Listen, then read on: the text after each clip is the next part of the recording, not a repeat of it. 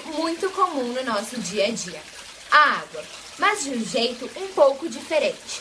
Apresentaremos, além dos problemas em que vivenciamos hoje, como o desperdício, as possíveis soluções para os mesmos, para sermos realmente efetivos.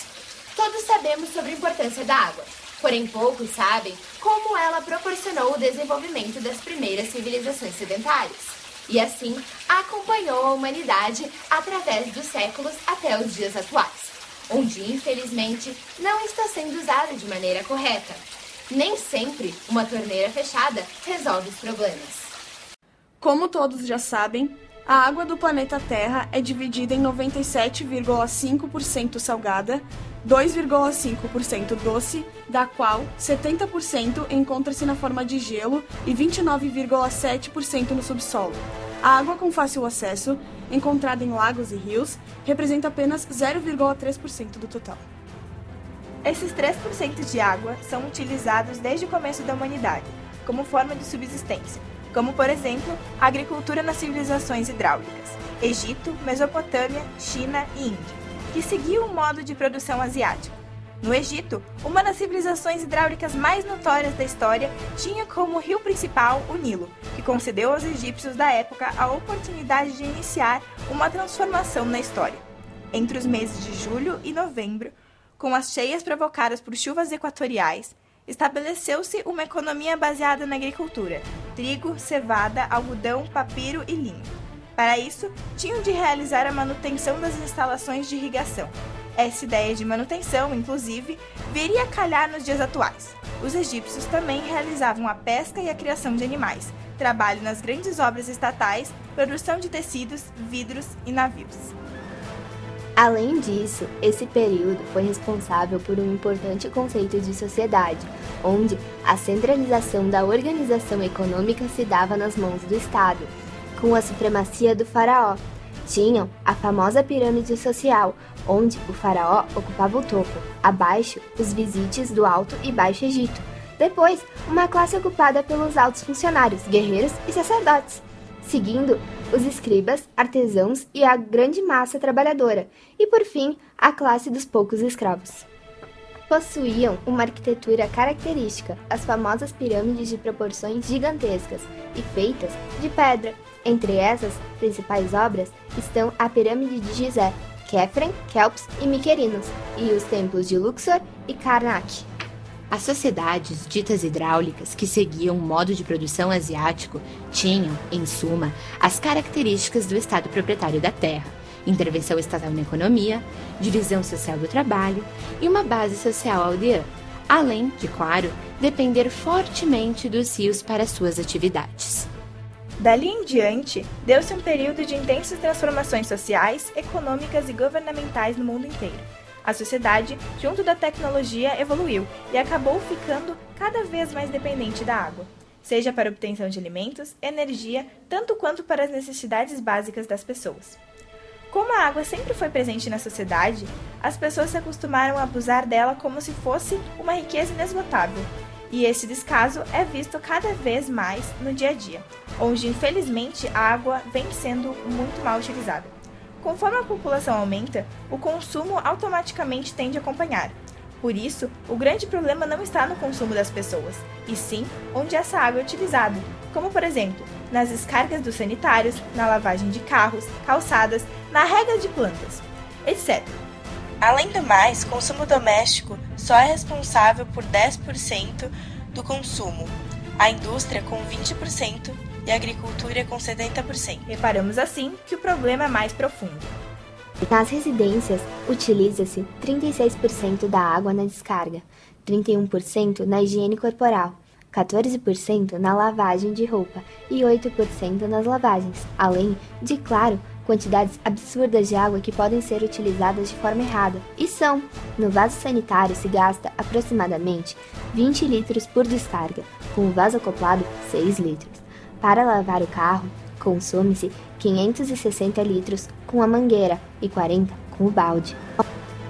Para regar as plantas por 10 minutos, por exemplo, se gasta aproximadamente 186 litros de água. E o melhor, o desperdício, como notado, pode ser diminuído ao alterar a forma como se usa a água nesses quesitos. Mas ele ainda pode chegar aos incríveis 0 litros de água jogada fora. Mas como? Nesses casos citados, poderemos chegar ao zero desperdício simplesmente utilizando a água da chuva. As residências poderiam instalar calhas que levam a água da chuva a túneis, por exemplo.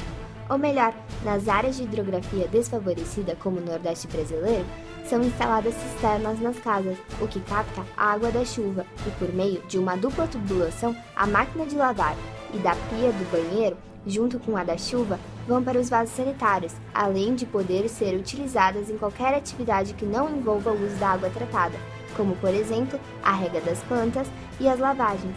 Isso dá à humanidade um ganho de aproximadamente 19 mil litros por segundo.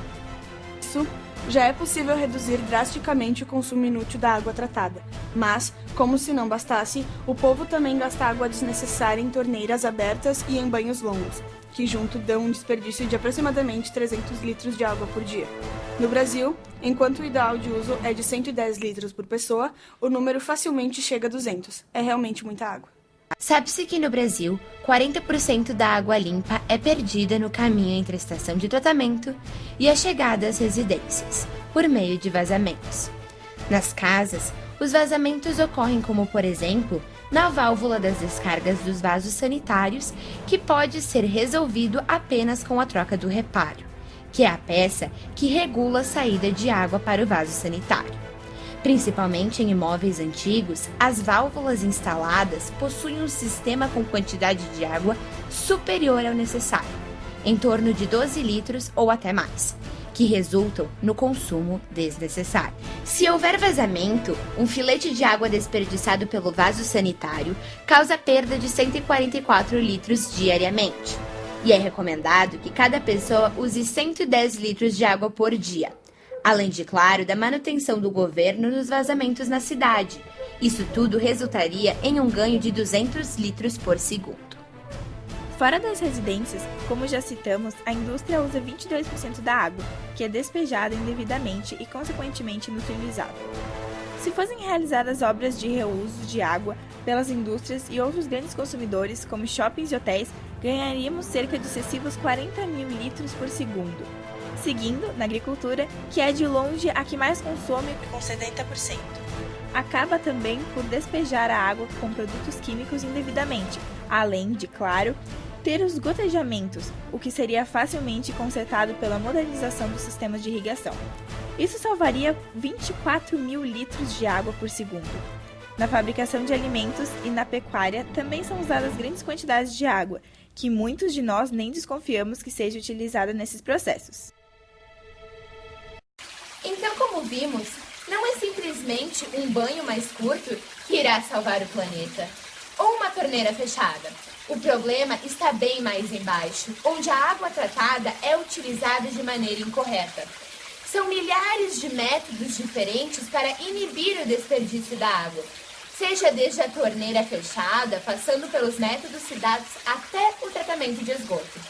Mas só nós podemos fazer isso tudo, tendo consciência do que fazemos. Pensando em outra solução, por que não incluir a publicidade infantil? Milhares de propagandas incentivam os pequenos a comprarem os produtos das marcas de desenhos animados. Mas nenhuma faz referência à preservação da água ou da energia, por exemplo. A criança molda seu caráter com os desenhos e os programas de TV. Sendo assim, incentivá-la a compreender os problemas ambientais e oferecer possibilidades de solução com os atos dela poderá servir para reconstruirmos uma famosa frase: as crianças de hoje serão os adultos conscientes de amanhã.